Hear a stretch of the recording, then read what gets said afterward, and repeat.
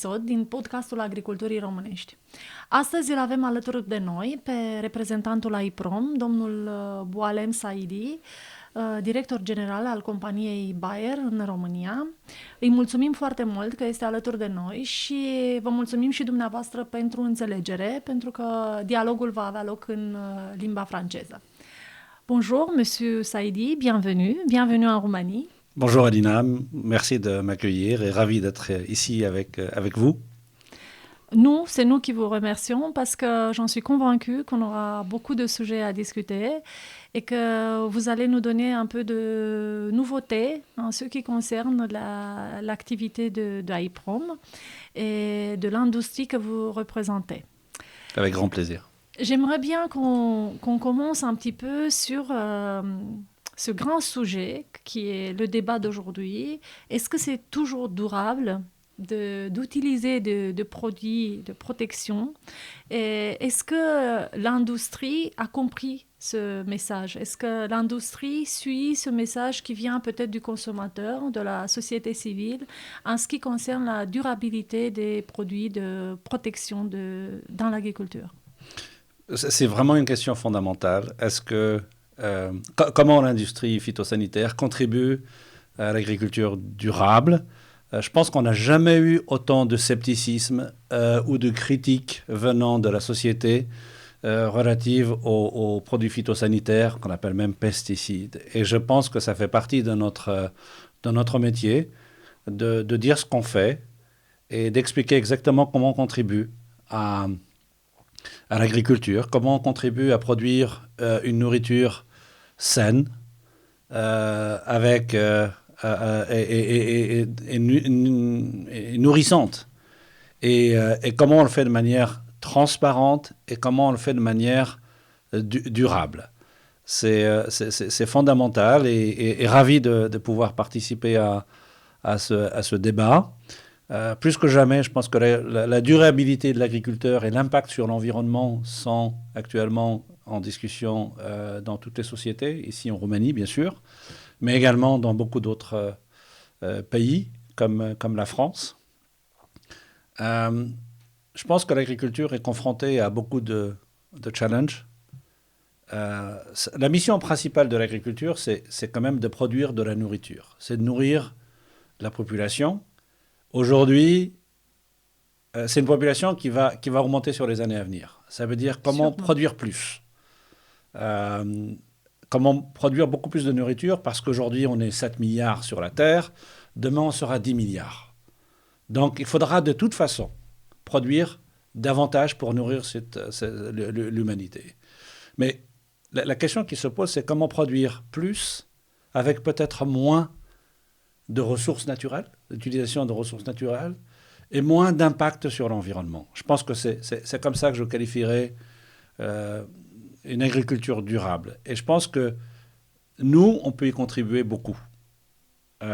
Comment ? Ça commence d'abord par de l'innovation. Il faut donner les outils qui permettent aux agriculteurs d'être performants. Parce que produire plus avec moins, ça veut dire on utilisera moins de surface demain pour pouvoir produire la même quantité de nourriture ou beaucoup plus de nourriture. Donc il faut des outils extrêmement innovants qui permettent de faire ça. Que ce soit sur le plan, je dirais, des semences, il faut des hybrides, des semences qui aient cette capacité-là, mais également avoir des produits qui protègent les cultures, qui permettent de sauvegarder les rendements, le potentiel de rendement, sans autant impacter l'environnement ou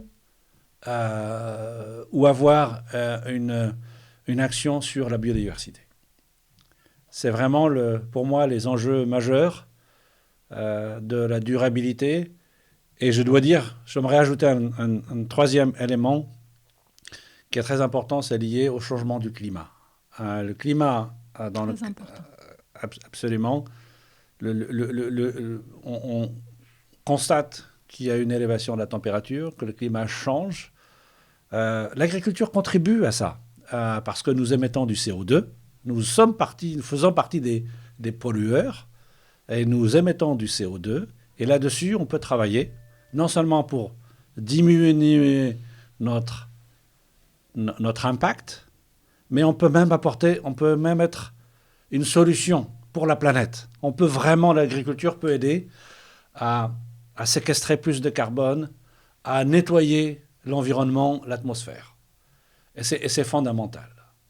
C'est fondamental, surtout parce que la recherche le dit, parce que les scientifiques disent ça. Je voyais récemment une étude, on faisait des comparaisons entre un hectare de maïs et un hectare de forêt, et on voyait qu'un hectare de maïs peut séquestrer encore plus de carbone qu'un hectare vu la matière végétative, là. Donc la végétation verte qui est sur un hectare de maïs, qui est beaucoup plus importante qu'un hectare de forêt, ce qui est génial, et on le dit toujours pas assez, pour faire comprendre ceux autour de nous, qu'on parle de consommateurs ou la soi-dite société civile, qui des fois ne comprend pas d'où ça peut venir les solutions pour une planète verte, plus propre, là où on peut toujours produire assez. Parce qu'il ne faut pas s'éloigner de ce sujet qui est fondamental. On mange 2, 3, voire plus fois par jour. Oui. Et pour ça, il faut qu'on soit conscient d'un côté des efforts qu'on doit faire, et on est conscient en tant qu'agriculteur, en tant qu'industrie, mais on doit quand même avoir des outils pour poursuivre ces efforts qu'on peut en faire dans l'avenir. Donc d'ici, je voulais vous ramener dans une autre direction, vers l'agriculteur. Quels vont être les combats amenés par les agriculteurs? Quels vont être le challenge, les provocations pour les agriculteurs de demain pour répondre à ces conditions limitatives, disons, comme on les voit maintenant, des conditions limitatives pour une future production agricole? Je crois que vous l'avez parfaitement bien résumé. Le dilemme ou le challenge pour l'agriculteur, c'est de continuer à produire. Sa mission, c'est de nourrir la planète. C'est de nourrir. Et il faut qu'on continue. Ça, c'est sa mission principale. En même temps, il faut le faire il le fait déjà de manière responsable, mais encore plus demain pour pouvoir contribuer à rendre la planète encore plus verte et plus propre. Je pense que la bonne nouvelle, c'est que les deux ne sont pas incompatibles. Ça va bien ensemble. Exactement. Pour moi, c'est fondamental. L'agriculteur font partie de la solution. Ils ne sont pas le problème. Et je pense qu'avec la société, il faut qu'on communique comment nous, en tant qu'agriculture, de manière générale, on peut contribuer à un meilleur environnement sur notre planète. Alors, que doit faire l'agriculteur? L'agriculteur, il continue à produire. Il produit de la nourriture qui est saine, qui est propre et qui est au juste prix, parce que c'est fondamental. Il faut que tout le monde puisse se nourrir et se nourrir en fonction de son budget. Et je pense que ça, c'est fondamental. C'est vraiment la mission de l'agriculture. L'agriculteur aura de plus en plus de contraintes réglementaires. Au niveau européen, on est très très bien servi. Farm to Fork, la politique agricole commune, le Green Deal. Il y a beaucoup de contraintes. La stratégie biodiversité, qui fixent des objectifs extrêmement ambitieux. Et je pense que l'agriculteur doit être vu comme étant un partenaire de ces politiques-là. Et travailler avec lui et non pas contre lui. Et pour moi, c'est fondamental. Et je pense qu'on peut atteindre tous ces objectifs en collaboration, main dans la main. Il faut expliquer à l'agriculteur exactement quelles sont les directions qu'on veut et les objectifs qu'on veut atteindre, et lui donner les moyens de s'adapter, et lui donner les moyens d'utiliser les outils adéquats. Quand je parle d'outils adéquats, je pense notamment à... L'un des objectifs, c'est de dire à l'agriculteur, demain, notre attente en tant qu'Europe, c'est que tu utilises 2 fois moins de pesticides. C'est clair, c'est net, c'est même mesurable. On l'a vu. Ça devient réel parce que c'est écrit maintenant par les règlements européens. Absolument. Mais en même temps, on lui dit, mais tu dois continuer à produire autant, voire même plus de nourriture, plus saine, etc., etc. Et c'est là où on a besoin d'accompagner et d'apporter les outils et les solutions nécessaires pour aider l'agriculteur et le fermier à le faire. Comment? Ce que je disais tout à l'heure, notre industrie, à la fois semences ou phytosanitaires, notre rôle principal, c'est d'apporter des innovations. C'est d'apporter des produits qui permettent à l'agriculteur de protéger ses cultures contre les ravageurs, les maladies, les mauvaises herbes. Je pense que c'est fondamental. Et il faut qu'il le fasse sur des surfaces cultivées. Et c'est fondamental parce que si demain, je lisais l'autre jour un article qui disait que si on n'avait pas, par exemple, de crop protection products, il faudrait quasiment 400 millions d'hectares supplémentaires pour produire la même quantité de nourriture.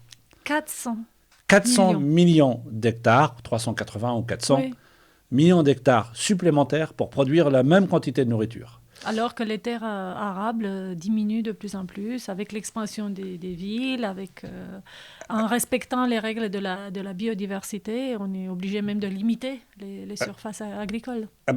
Absolument. Ça veut dire que les terres arables vont forcément baisser sur les années à venir parce qu'on a plus de gens qui vivent dans les villes s'étendent, on a les infrastructures également qui s'étendent, donc il y a une pression sur le foncier agricole. Très importante. C'est très très important. Ça va arriver, ça arrive peut-être plus dans certains pays pour le moment, la Chine, etc. Mais ça arrive partout. Ça arrive partout, y compris chez nous. Donc, comment on produit plus avec beaucoup moins de surface? C'est là où, pour moi, la puissance de l'innovation doit aider. Donc, c'est là où l'industrie peut venir avec quelques réponses. On sait que c'est impossible, c'est pas l'industrie tout seul qui va résoudre le problème, vu les mesures qui nous attendent. Mais il y a quand même des efforts que l'industrie fait. Et j'aimerais bien parler plus de ça. Comment l'industrie se prépare quels sont les types d'innovations, où on va aller? Parce que nous, on a peur en tant qu'agriculteurs. Oui, on est là pour apporter des solutions. Et les solutions qu'on entrevoit, si je reste sur l'innovation avant de passer sur d'autres sujets, sur le plan, par exemple, des semences. Je pense que beaucoup de nos adhérents travaillent aujourd'hui sur des semences qui, demain, seront peut-être moins demandeuses d'eau, auront peut-être une meilleure capacité à absorber les nutriments qui sont déjà présents dans le sol. Peut-être que ça va permettre même de baisser, je dirais, l'utilisation des fertilisations. Donc, sur le plan génétique, il y a une énorme amélioration. Si je reste sur le maïs, dans 2 ou 3 ans ou 4-5 ans, l'industrie va arriver avec ce qu'on appelle du short stature corn. Oui. Du maïs à taille plus basse, qui auront autant de productivité, mais qui utiliseront beaucoup moins de ressources. Et ça, pour moi, on va continuer la révolution dans le domaine de la génétique. Après, sur la partie phytosanitaire, on vient avec des produits de plus en plus efficaces, en utilisant de moins en moins de matières actives. Est-ce que vous savez que la Roumanie, c'est l'un des pays d'Europe qui utilise le moins de quantité grammes par hectare de pesticides en Europe déjà? Et malgré cela, l'Europe va mettre quand même cet objectif de réduire de 50%. Oui. Donc, pour nous aussi, ça c'est une question. Est-ce que ça diminuer de 50% par rapport à quoi? Par rapport à la moyenne européenne, par rapport à la moyenne à l'hectare, par rapport à l'année dernière? Nos agriculteurs se posent encore des questions et c'est pour ça ce débat est très important pour nous, pour savoir est-ce que l'industrie va suivre, va être avec nous pour trouver ensemble les solutions. Parce que ni l'industrie, ni nous-mêmes, en tant qu'agriculteurs, on ne peut pas tout seul. Il faut construire un solide partenariat pour trouver des solutions, pour continuer à produire plus, si possible. Absolument, absolument. C'est vraiment une réponse de la filière et tous les maillons de la filière doivent être engagés dans cet axe de solution, hormis d'apporter des produits très innovants qui utilisent moins de matière active, moins d'impact à l'hectare. Ce sur quoi on appuie énormément, c'est tout ce qui est precision farming and digital farming. On est persuadé que ça va être une sorte de game changer. L'idée, c'est pas d'apporter des technologies qui sont, je dirais, à la mode. C'est de permettre à l'agriculteur de prendre toutes ses décisions basées sur des données. Pour moi, tout ce qui est digital, tout ce qui est précision, c'est d'avoir les moyens de recueillir le plus de données possible sur son champ, sur ses cultures, sur le climat, pour pouvoir ensuite prendre la décision la plus adéquate, la mieux informée pour son exploitation. Si on revient sur la partie phytosanitaire, comment on lit ça avec le phytosanitaire?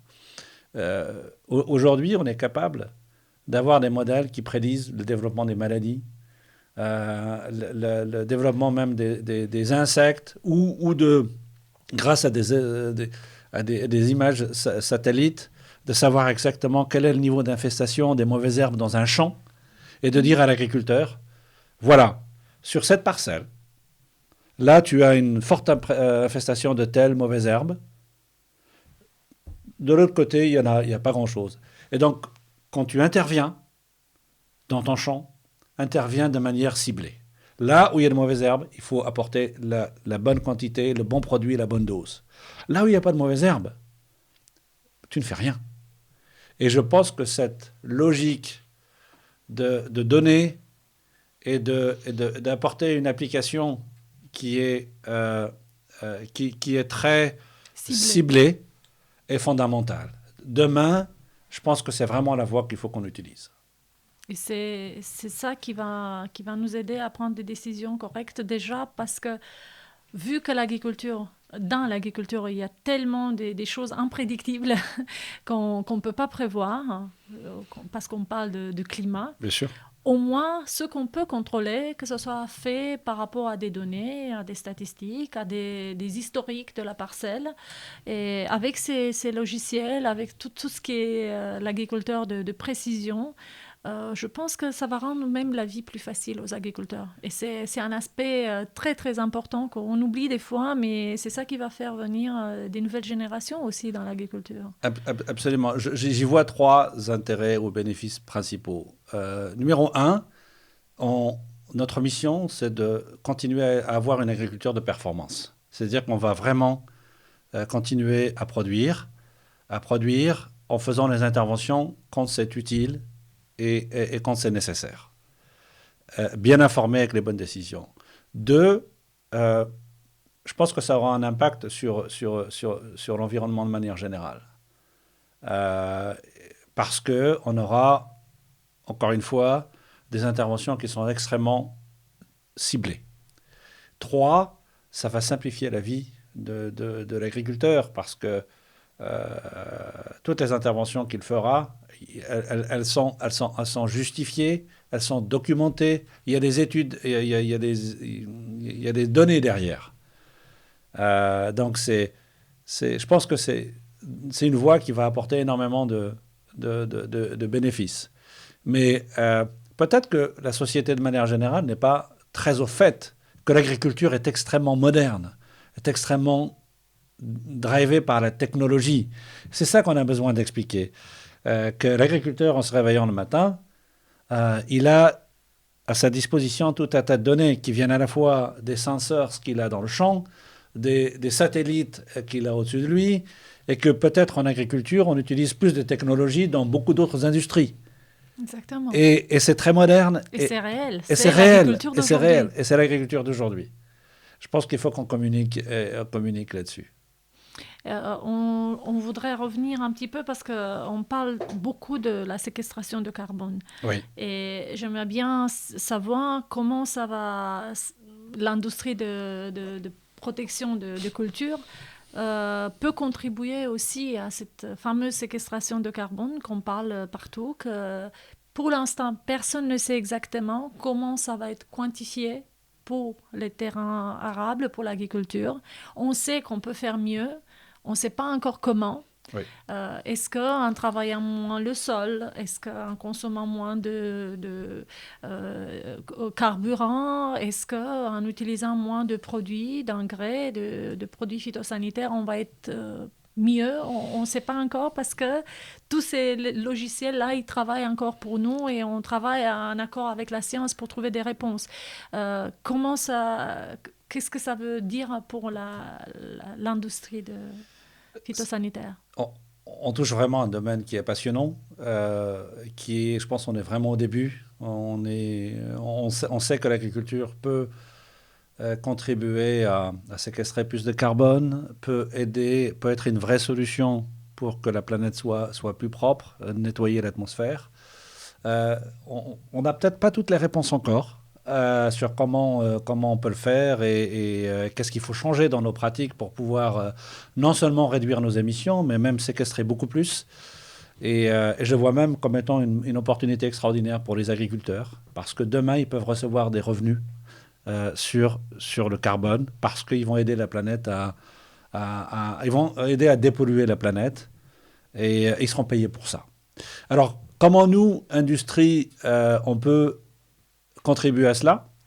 Je pense que, comme j'ai dit tout à l'heure, quand on utilise de l'agriculture de précision et de digital, on fait des applications, on fait des interventions qui sont extrêmement ciblées. Et je pense qu'on réduit l'impact de manière générale. On apporte aujourd'hui des formulations qui sont beaucoup plus faciles à utiliser. Et je vois dans un certain nombre de pays, euh, l'utilisation des tracteurs est parfois moins... c'est un recours qu'on utilise moins. J'ai vu en Asie, par exemple, sur du riz, on désherbe le riz avec des drones. Parce qu'on sait exactement, on a un mapping du champ où on a besoin d'appliquer, où on n'a pas besoin d'appliquer. Et on a des technologies telles que celle du drone qui va, je suis persuadé, se développer en Europe une fois que la législation sera prête. Et on utilise beaucoup, beaucoup moins de carburant. C'est indéniable. L'autre élément, c'est nous, on développe énormément d'argumentaires pour sensibiliser aussi les agriculteurs sur la préservation du sol. La préservation sur l'humidité, mais également la structure du sol. Et cela va de pair avec peut-être moins de labour, avec du minimum tillage ou pas de labour du tout, pas de labour du tout, parce qu'on permet au sol d'avoir plus de matière organique, d'avoir une meilleure structuration et de retenir davantage une meilleure humidité. Donc pour les cultures elles-mêmes, c'est très favorable. Mais en faisant ça, on séquestre plus de carbone encore. On arrive à produire quand même. On arrive à produire, et on séquestre plus de carbone. Et il y a deux ou trois autres éléments de pratiques agronomiques que l'agriculteur doit opérer, tels que les cover crops. C'est un des éléments fondamentaux qui vont aider à séquestrer plus de carbone. Parce qu'on apporte entre deux cultures, on couvre le sol avec des cultures qui vont séquestrer énormément de carbone, on emprisonne le carbone dans le sol, et ce n'est pas quelque chose qui se diffuse dans l'atmosphère. Et la beauté de cela, c'est que ensuite ces cover crops sont incorporés dans le sol, aident à augmenter le taux de matière organique, donc c'est un cercle vertueux. Et on protège la biodiversité aussi. Et on protège la biodiversité. Donc on répond à toutes ces fameuses réglementations que l'agriculteur doit respecter de rien avant.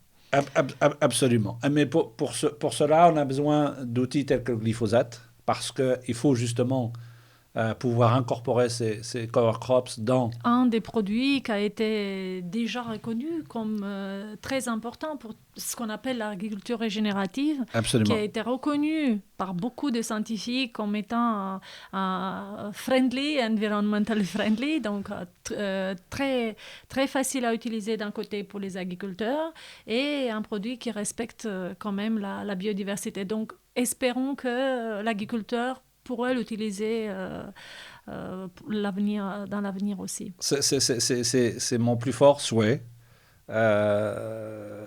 parce que c'est un outil qui pour moi, contribue à la durabilité.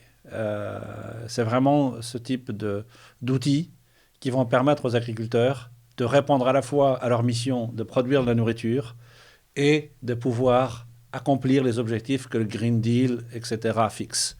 Ils ont besoin de ces éléments-là. C'est indispensable. Exactement. Et c'est pour ça que je dis qu'il faut que ces politiques soient faites avec l'agriculteur et non pas contre l'agriculteur. Ensemble. Il faut qu'on travaille ensemble. Donc là c'est bien. Je voudrais finir dans avec des nuances positives pour nos agriculteurs. Pourtant, ce n'est pas évident parce que quand on voit ce qui nous attend, on est d'un côté encouragé, mais d'un autre côté, on a quand même un petit peu peur. Et par rapport à ce que vous venez de dire, surtout pour cette solution qui est très utilisée par nos agriculteurs, comment on voit l'agriculteur européen? Disons, on est en Roumanie, on sait très bien qu'on doit subir les mêmes règles que nos collègues bulgares ou allemands. Oui. Comment, vous qui avez quand même une expérience un peu partout dans le monde, comment vous voyez-vous l'agriculteur européen par rapport à ses collègues dans le monde? Parce qu'on a des compétiteurs quand même. On a nos collègues d'Amérique du Nord, d'Amérique du Sud, d'Asie. Quels sont les outils qu'il va pouvoir utiliser par rapport à ses collègues agriculteurs? C'est vraiment une question fondamentale et ravi de la recevoir. Je pense que l'agriculture a toujours été un pilier de l'Europe. Et je reste persuadé qu'il faut que ça le reste sur les années à venir, sur les siècles à venir. Mais c'est vrai qu'on est aussi à un tournant, à un carrefour. Dans beaucoup d'autres continents, l'agriculture, je dirais, est aidée dans le sens où l'agriculture a un accès très facile à toutes les innovations possibles et imaginables. Ce qui n'est pas toujours le cas de l'agriculture en Europe. Je pense notamment à tout ce qui est biotechnologie. On n'est toujours pas, je dirais, présent dans ce domaine. Et c'est qu'on le veuille ou pas, c'est l'un des domaines dans lequel qui transforme l'agriculture. Et demain, et c'est même paradoxal, parce qu'aujourd'hui, quand on est en Europe, quand on est agriculteur, qu'on fait de l'élevage, on achète du soja qui vient des US, qui vient du Brésil, qui est à 99,9% génétiquement modifié, mais qu'on ne peut pas produire localement. Parce que ces technologies-là ne sont pas autorisées. Je pense que c'est là où, au niveau politique, on continue à souligner cette différence qui est fondamentale dans l'accès à la technologie aux agriculteurs. Mais je reste persuadé que l'agriculture en Europe a de l'avenir parce qu'on a des gens passionnés, on a un savoir-faire qui est extraordinaire et on a des outils qui sont très performants. Et qui attend. Voilà. Et je pense notamment à toutes les solutions qu'on développe sur le plan phytosanitaire. Elles sont de chimie classique ou de biologique. Donc des produits d'origine naturelle qui contribuent à bien protéger les cultures et en même temps à avoir beaucoup moins d'impact sur l'environnement. Je suis très très serein sur le fait que le digital et precision farming va énormément aider à progresser sur beaucoup de domaines, à produire des rendements élevés, des qualités de très bonne qualité, tout en peut-être en utilisant moins de ressources. L'innovation y joue vraiment un élément fondamental là. Je compte aussi sur la responsabilité, et je l'ai toujours vu partout où je suis allé en Europe, des agriculteurs. Ils ont compris qu'ils font partie de la solution pour l'agriculture, mais également pour le climat. Une fois qu'on aura compris quel modèle on a besoin de mettre en place, ils vont, je suis persuadé, s'engouffrer dans cette histoire de carbone séquestration et de dépollution de l'atmosphère pour aider la planète, mais c'est également une source de revenus pour eux. Donc, moi, je vois énormément de challenge, mais je vois énormément d'opportunités sur lesquelles les agriculteurs doivent avoir de l'espoir, être optimistes pour leur futur. Je vous remercie. Vous avez vraiment fait une belle conclusion à ce qui sont nos attentes en tant qu'agriculteurs. Espérons que ça va se passer comme ça et qu'on va comprendre quel est le chemin de ce carrefour que vous avez mentionné et que la bonne route, ça va être la route que les agriculteurs vont attendre à prendre parce qu'ils sont prêts. Ils sont prêts, ils vont être prêts et il ne faut pas oublier que même la Commission européenne les a nommés les gardiens de l'environnement. Il faut qu'on fasse ces politiques agricoles avec les agriculteurs et pas contre les agriculteurs. Et j'espère qu'ensemble, avec l'industrie, on va réussir à trouver des solutions et redémarrer ce chemin qui, pour l'instant, est un peu compliqué. Je vous remercie encore une fois, Monsieur Saïdi. Merci beaucoup, c'était un vrai plaisir pour moi et ravi de continuer cette conversation dans le futur sur d'autres sujets ou continuer sur ce même sujet. Merci beaucoup. Vă mulțumim că ați urmărit și acest episod din podcastul Agriculturii Românești și vă așteptăm în continuare cu propuneri, sugestii pentru noi teme pe care să le abordăm în următoarele episoade.